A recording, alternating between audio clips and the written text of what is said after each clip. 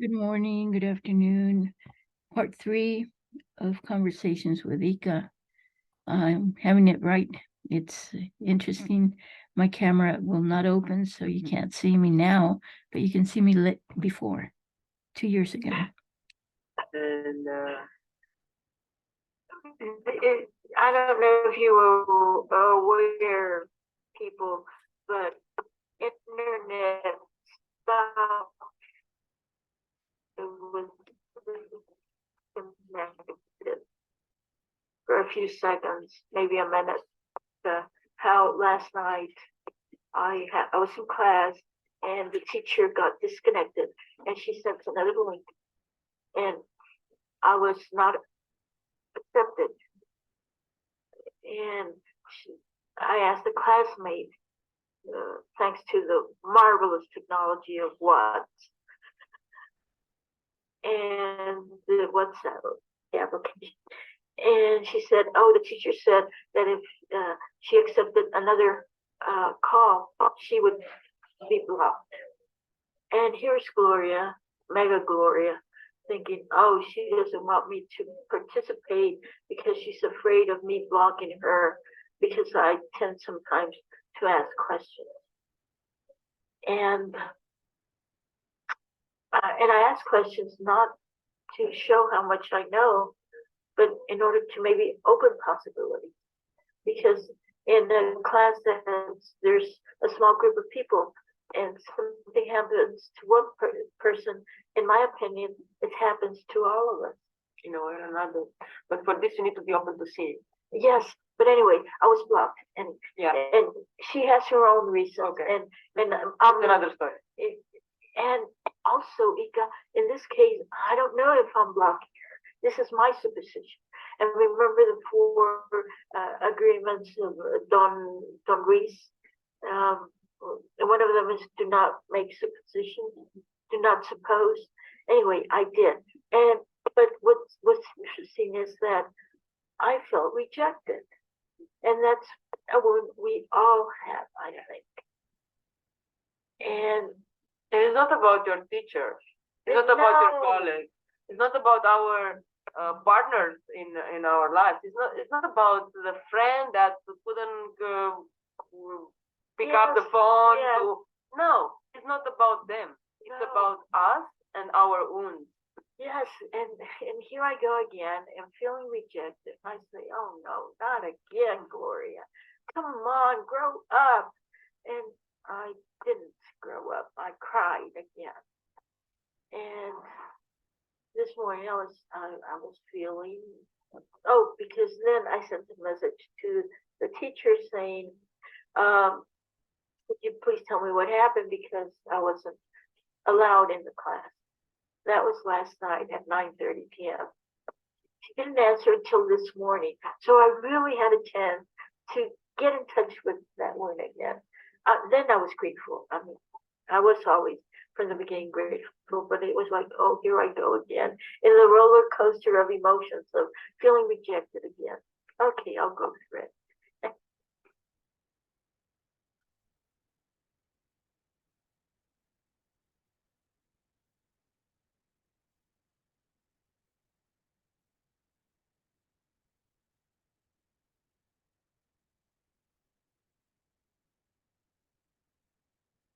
Uh-oh.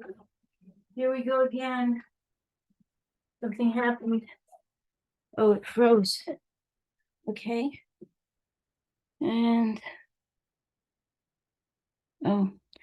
internet interruptions, call it as you may, it happens. And we continue. And here it's going, it's moving. Disconnections have to do with my life. And of course it has to do with everybody's life. And it's getting darker and colder in Coronado in Street. There's a happy ending. The class was recorded, and all I have to do is listen to the exercise, do it myself. And the instructor said, the teacher said, send me whatever happened and let me know how you did. I knew, but I was able to create a little bit of drama. Of course. Because we like drama. I think We it like is- the victim stage because we are so used to, it's more than liking, yeah. Ika. We are attached. We yes. It has to do with addiction, Yes, it's an addiction. and not so much liking. It's the same way how people that used to smoke or to drink or oh I like to drink or I like to smoke or I like to use drugs or it's a fake like. Yes, It's that that would be negative pleasure. yeah that I mentioned yeah. a while back, because, quote, I like to suffer. But I explain you why it's dislike. What happened with this addiction? They disconnect us from the pain. This is why we like them. Alcohol, what is doing to us? It's actually numbs us, not to feel the pain. Mhm, Drugs are doing the same. mhm. I'm not speaking about the medicinal part of taking the psychedelics or like that, but the part of taking drugs for actually disconnect yourself from the Okay. emotions, But because the defense mechanism that we were talking about earlier, that we created, that in order to protect our little kids not to feel that pain, because that pain is it's similar with death. So we don't want to die. mhm, mhm. Right. So this is why it's so uncomfortable to go on the emotions Yeah. and face them, feel them, Yeah. because it's like we are in a nightmare by ourselves, by in that fear, that stage of facing death. Yes. And the reality is different right now. This is what we have to do. And it's not easy. This is the difficult. We need to go back in that emotions and rewrite the mechanism. It's like right now we are not in danger anymore. Mhm. We are in a safe environment. You, Gloria, you are a grown up right now. You can take care of yourself, of your things. You can cover your needs. You don't need your parents you don't depend on your parents anymore. So your parents are not the equivalent of surviving. Mhm. So in this way, you are a grown up, Yeah. but it's very important to see the reactions that are coming from the little girl Okay. I want to. that is still in pain. Yes. Yes. But the little girl, that term, the inner child, I'd rather call it that part of me that is still there hurting. Yeah. And yes, we say it's inner child or little girl, but it's still me that I haven't grown up in that area. But what was interesting for me was, oh, here I go again. I'm taking it as a rejection. And maybe it wasn't. And that's why when I started explaining, we were disconnected Mhm. 2 times now. And this is fascinating because of the fact that that's how I was disconnected to my father, to my mother. I don't know how many times. And through the work of family constellations and phenomenological family constellations, one of the main objectives, or the main objective for me, is to be able to connect once and for all, if that's ever possible, to my father, to my mother, and to feel that they are with me always, understanding that they did the best they could when I was a child, when I was younger, or even when I was an adult. I remember one of the sessions, I asked one girl, this young woman, what happened when you were 17? The number 17 came to my mind. And she was sitting on the floor, and her mother was sitting on a chair, And the mother looks up at me because I was standing here. And the mother looks up at me and she said, "Oh, I gave her a smack when she was 17." And I just laughed. This was like 10 years, no, 20 years ago. No, it couldn't have been 20. I don't know, 15 years ago in Mexico City. And I started laughing because I said, "You can expect that from your mother always. My mother 2 days ago gave me a smack because she got angry at me because I interfered with her plans and I bought her plane tickets." Yes, I was arrogant. I decided for my mother. Yeah, I knew all the theory about family constellations where we should and must respect our parents. I didn't. But it was a good example. So when it was like, I just laughed and I said, "Please expect that from your mother if it happens again." I hope not in your case, but in my case, it did happen later on again. I'm not totally agree with you here because we are like, if it's an abuse that happened in our life, now as an adult, we have the capacity to say stop. Well, you know what was interesting? I felt my mother, how she almost stopped herself, but it was for her, it was her way of being. Yes, but that doesn't mean that like if we accepted this like as kids because we couldn't do other ways, doesn't mean that as a grown up today I have to accept a bad treatment from my father or from my bad mother. I don't know. We would have to go into disagreements. I'll just share with you that this worked for me. Yeah.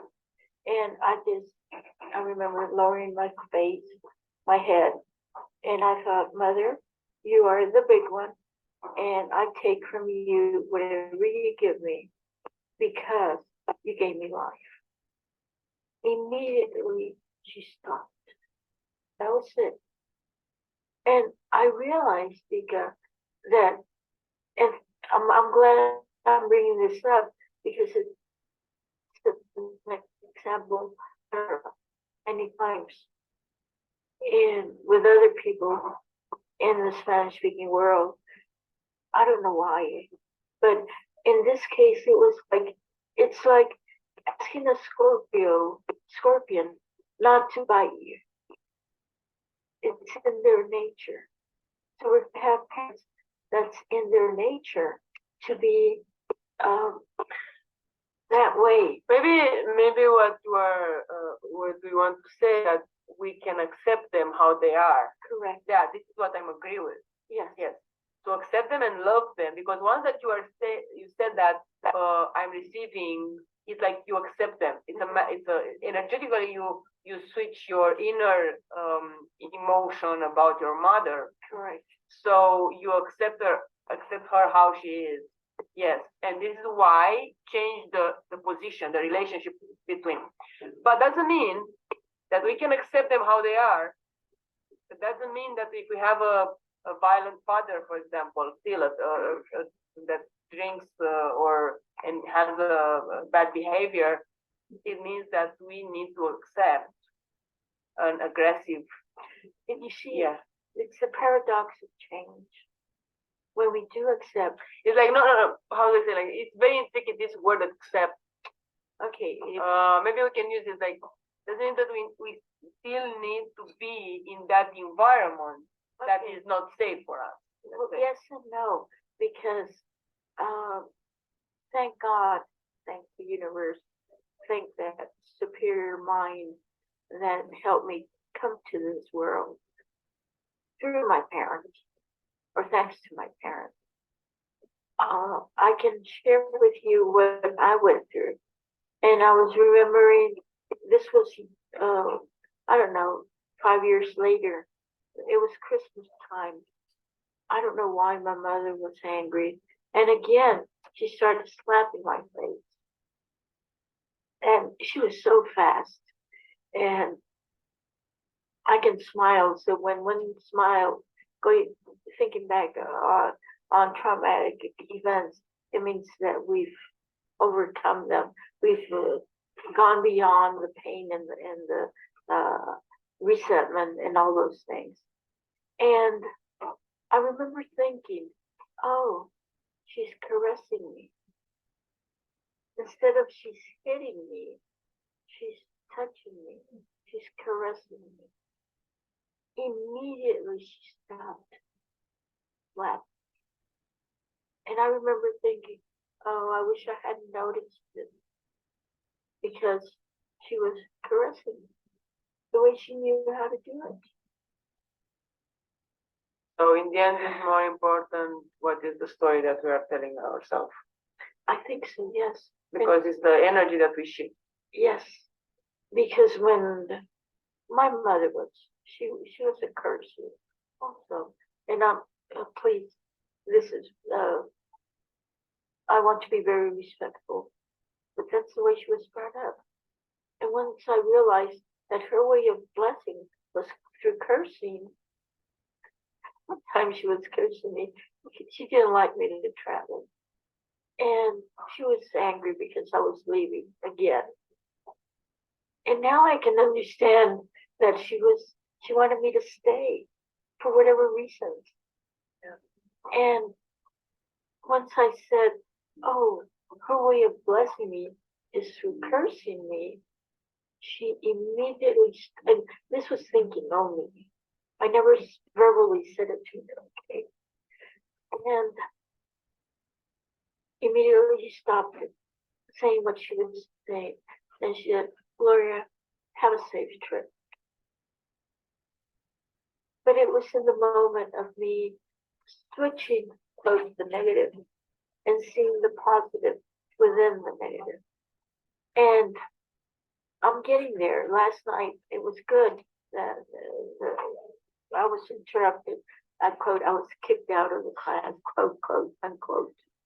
If I say it that way, I'm the victim. If I say, well, it just technologically happened. And thanks to that, I called Ika earlier. And she decided to come and visit me earlier today. And so it's like, oh, something, quote, negative happened. And what's the positive of the negative? Yeah, you know what, another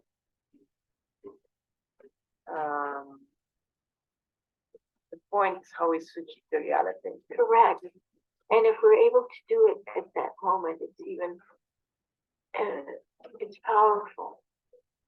But last night it's like, touch me please, I love this example, come on. It's like, hey, wait a minute, Ika will say, I didn't do anything to you. No, but she brought up a memory.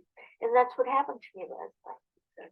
It was just a memory, or a locked up emotion, a trapped emotion. And we're untrapped. And now I want to add something more about the level of the heart. Yes. Because once that we Yes. feel and not think.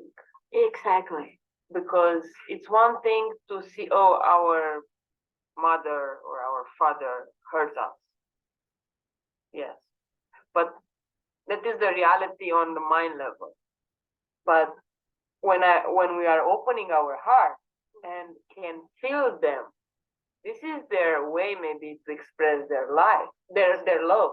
Their life and their love, of course. So once that we can feel what is behind that word, we can change the reality.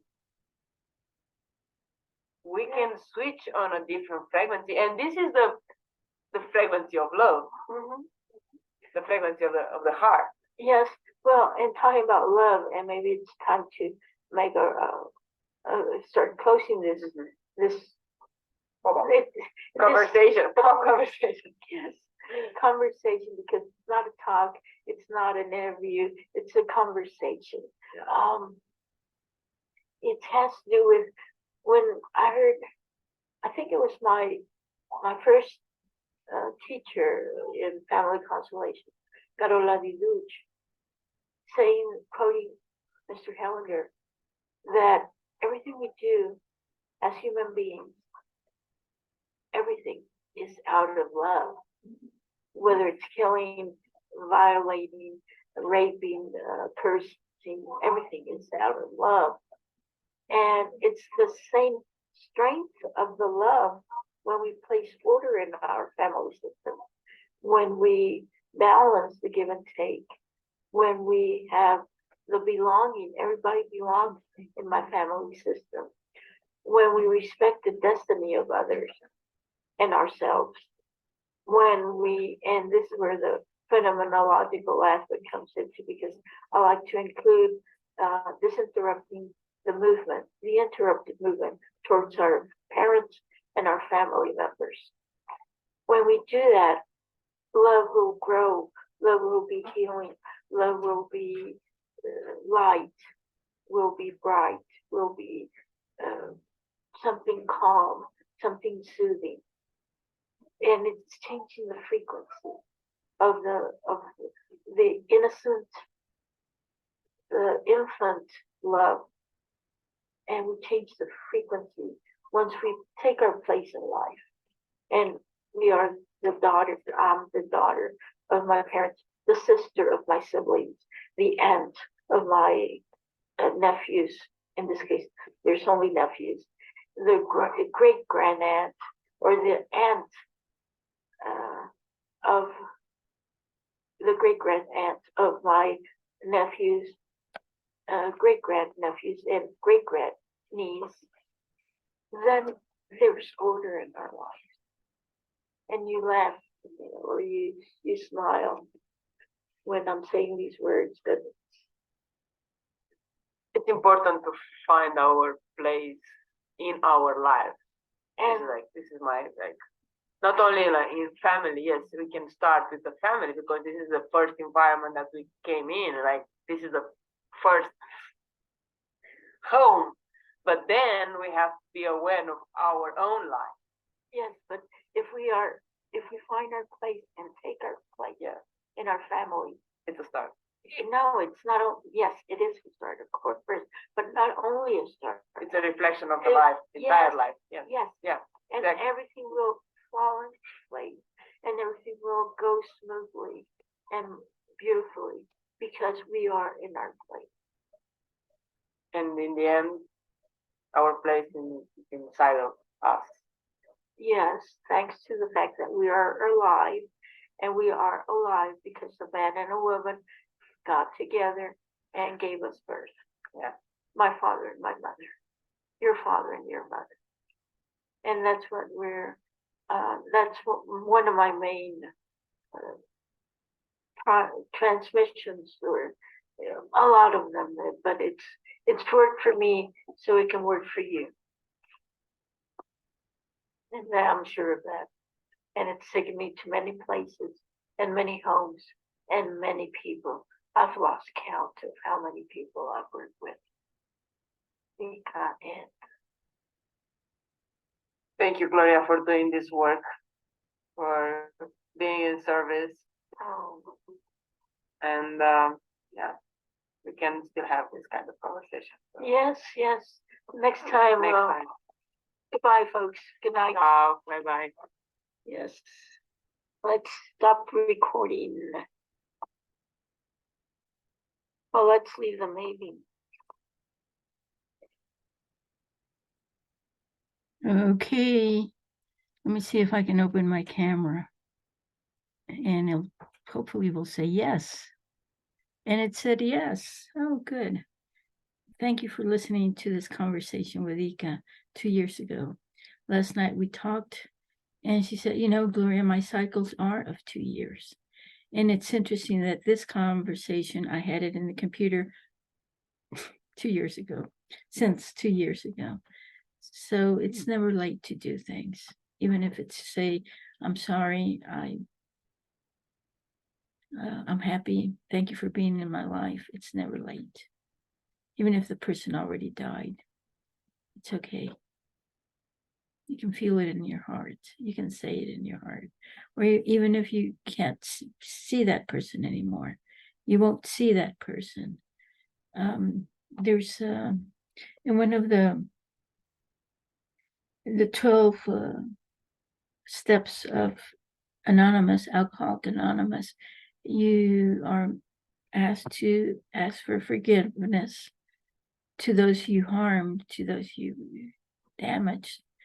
And if it's against your, if it's risk, if it's a risk for you in your life to go to somebody and say, hey, I'm sorry, because that person is, will get angrier, then do it in your heart. Always take care of yourself first, just like in the airplanes. First, you put the mask, oxygen mask on yourself first, which I've never had the experience. Thank God, thank the universe, thank my parents. Well, first, thank my parents, thank God, thank the universe, because I haven't had that experience, but I have listened to the fact that put your oxygen masks first on you, and then you help others. And it makes sense. If not, you'll die and you can't help anybody anyway, unless that's what's behind. And that is a possibility too. Well, thank you. More videos coming up in Spanish and English, Spanish, the best I can. Thank you. Thank you for taking your time to listening.